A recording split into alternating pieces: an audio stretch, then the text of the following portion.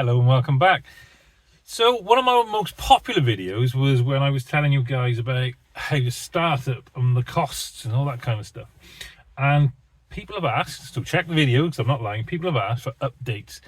Now, to do one update would be like an hour-long video. So what I'm going to do is I'm going to do some small videos, basically about the tools and the equipment that I use, that I probably didn't know I needed before I started out in the trade.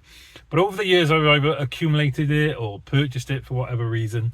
And now I don't think my business would run without it, because it's things that you would never think that you need, that aren't that expensive, but when you buy them, you use them all the time.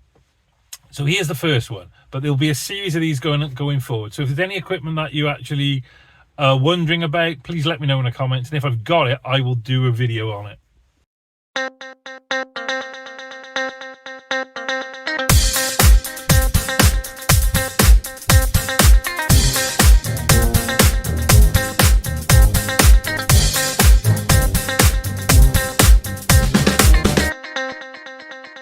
Right, so the problem is we're running out of fluid. The car overheats, and quite frankly it's happened very fast, so I don't think it's head gasket.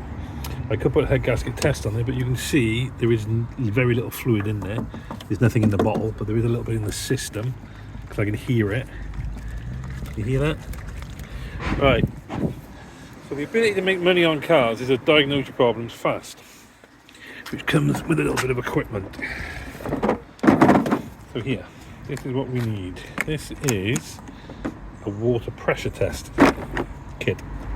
Costs 45 quid, but let me tell you, they're worth their weight in gold. You take this car to a garage, they're probably going to charge you 45 quid in labour to try and work out what it is. They might not even have one of these. You might just start looking around and doing all that kind of stuff. So what we do is we take it off there. We take probably that one, put that onto there. Is it that one? Yes, it is. Oh, well done, Steve-o. Right, first time. Right, make sure that's nice and sealed. I'm trying to do this with one hand, as always. There we go. Right, and we're going to take the end of this. That goes into there like that. Right, we don't need any more of that. What we need to do is pressurize the system, so there's zero pressure in it. So bear with me. So sorry, I couldn't do that with two hands, with one hand.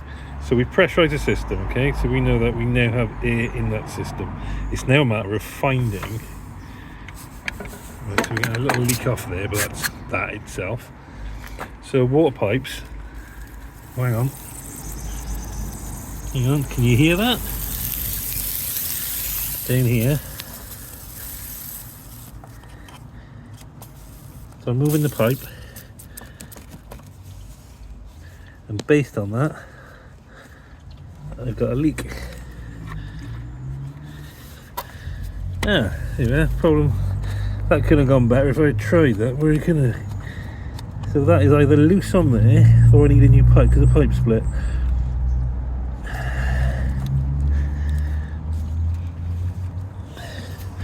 So you can see the pressure's gone down. Basically, when I play with that a bit, pressure goes down slightly. So I think I'm pretty confident I found a leak because my hand's wet. I think I might replace that pipe actually. Yeah, right, so my hand's wet here as well. So is it a case of the whole thing just needs replacing? Doesn't look like it's on there very well, does it? Right, so the bottom of this pipe isn't wet, but I've got a little drip here, and I've definitely got a drip here.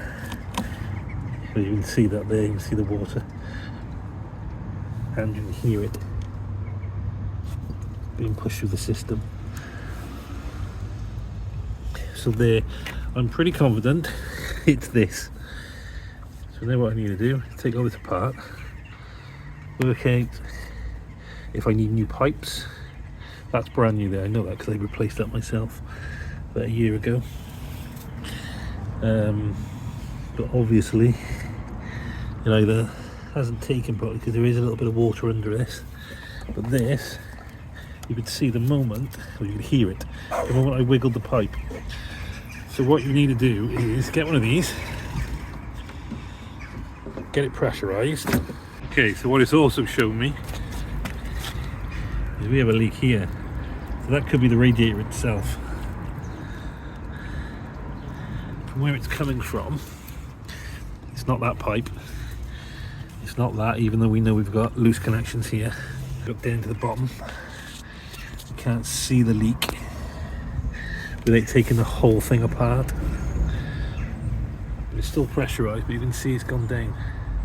And that's as the water's escaping through the system.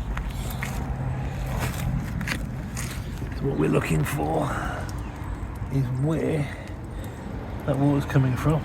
Okay, and now it's still going down, so I left it pressurized. Can you hear? I think there's a pipe down here. Is now,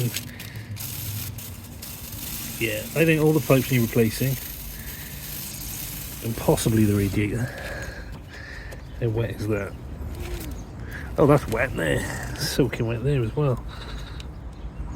I think what I'm going to do, I'm going to replace the pipes first. This one, that one definitely, that big one there, that one there, that one there, and see if we've still got the problem. Because the pipes are old and perished, quite obviously. Yeah. If I turn that, we've got a problem. Yes. So let's replace this pipe here, this long one. And I'll buy pipes for this as well. Replace them, and then we'll see. Put some new clips on. Some new gasket seals on there. But yeah, we can see it now. If I move that, can you see that going down? It's very slight. I can see it with my eyes. My eyes are level. Right, okay. So that's what we're going to do. We're going to replace that pipe there first.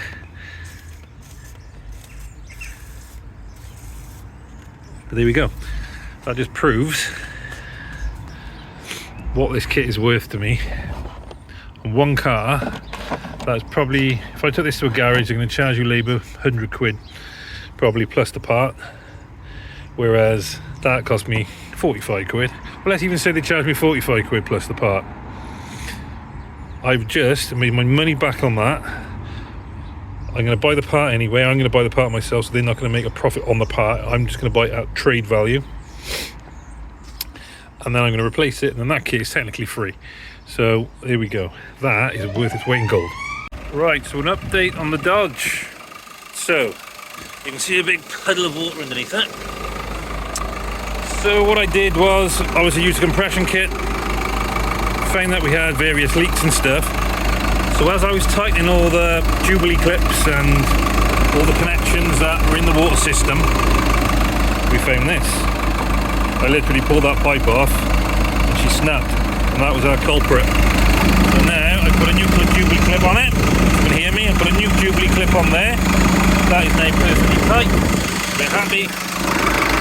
I put brand new antifreeze in there, or coolant in there. So it's a red coolant in the Dodge Avenger, because you can put any coolant in this one, but don't mix them.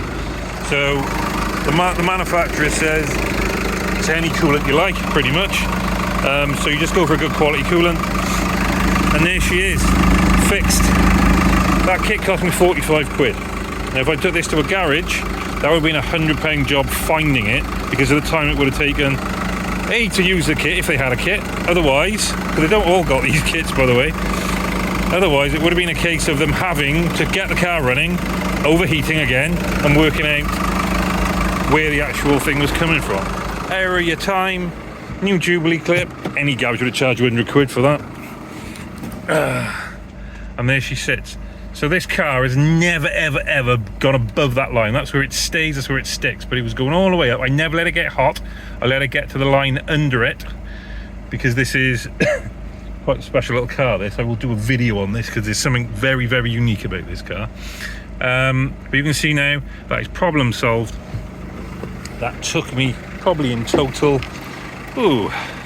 15 minutes. By the time I took the airbox off it, I'll put all that back on now, but I'm now happy that's done.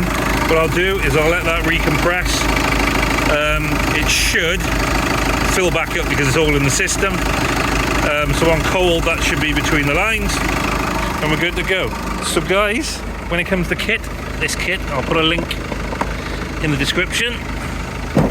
This kit, I think it was 45 quid. Absolute worth it, every single penny. Every single penny.